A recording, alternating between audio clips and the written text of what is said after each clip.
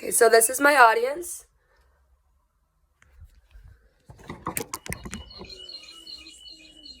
All right, so today I'm going to be talking about the three different types of anxiety. I feel like I wanted to talk about this because it's something that surrounds us more than I feel like a lot of people talk about or even know. It's common in so many people. I think it's important for us to be educated because mental health includes our emotional, our psychological, and just our everyday life. It really does affect us if you're struggling with this. I found this quote by a doctor. She's a brain imaging expert at Massachusetts. And she says, anxiety disorders are among the most common psychiatric disorders, even in children, with an estimated 1 in 3 suffering anxiety at some point during childhood or adolescence. And about half of diagnosable mental health disorders start by the age of 14. So there's a lot of interest in uncovering facts that might influence the brain by those early teen years. So the first one I'm going to talk about is just general anxiety. This type of anxiety is an excessive worry about everyday events. So while some stress just to the slightest extent, people with this disorder, struggle like the most. Just with going to work or going to school or just visiting family, it's really difficult for them just to get there. These feelings are either very intense or out of proportion to the real troubles or dangers in that person's everyday life. So this general anxiety disorder interferes with a person's well-being because they worry about several aspects of everyday life rather than just one issue. It's not healthy for anyone to constantly have their mind racing with fears of what ifs, and that's what it's like inside of this person's brain with this disorder. So it completely distracts a person from their tasks, what they need to be done, and someone with a brain like this is not going to be able to perform at their full potential because it becomes that distracting. So general anxiety and social anxiety have a few similarities when it comes to the fear of doing everyday things, but there are major differences. So the next thing I want to talk about is social anxiety. This disorder is a common psychological disorder as well that involves an irrational fear of being judged or watched.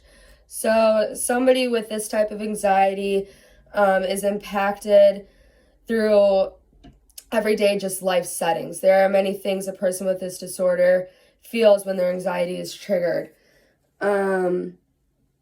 Somebody with social anxiety struggle with any situation that is going to cause them to become anxious, whether it is getting up and speaking in front of people or just a fear of public behavior.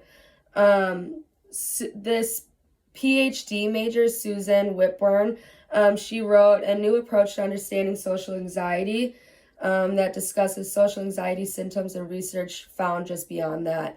And she talks about multiple symptoms and feelings with this with a person with this disorder feels on a regular basis. And she stated, the symptoms that become the basis for this disorder include extreme anxiety in any number of situations, ranging from eating a meal in front of other people to standing up and speaking to a group.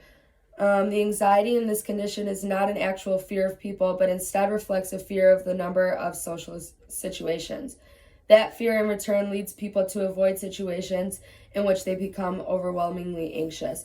So a person struggling with social anxiety, basically, they worry about what other people are going to think or how they're going to be judged in any situation that they have to be involved in. And a lot of situations could potentially provoke social anxiety, and they're unavoidable. They're everyday life things that a person must achieve to live, and somebody with this condition is faced with several obstacles every single day.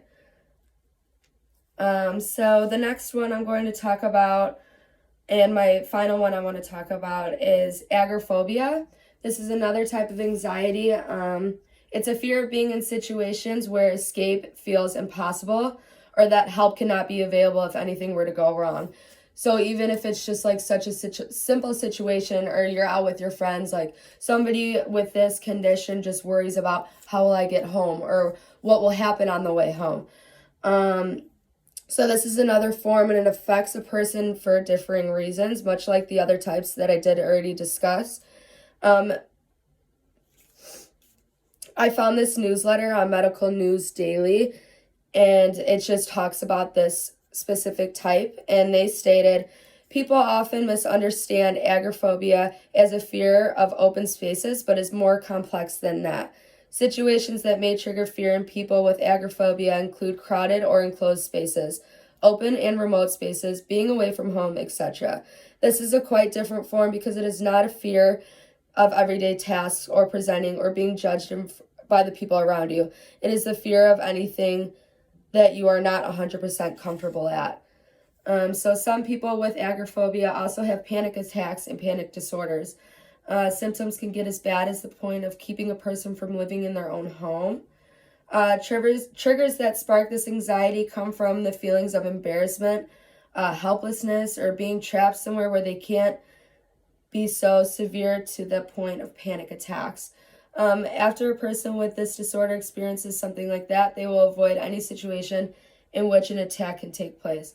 So this also, I know all of these are very similar, but there's different symptoms and different things that people are feeling depending on what type of anxiety they do have. I read another newsletter about this one, and they stated, seeking help in following the following results, treatment plan, practicing relaxation techniques, getting regular exercise, having a healthful diet, avoiding drinks that certain alcohol or caffeine includes.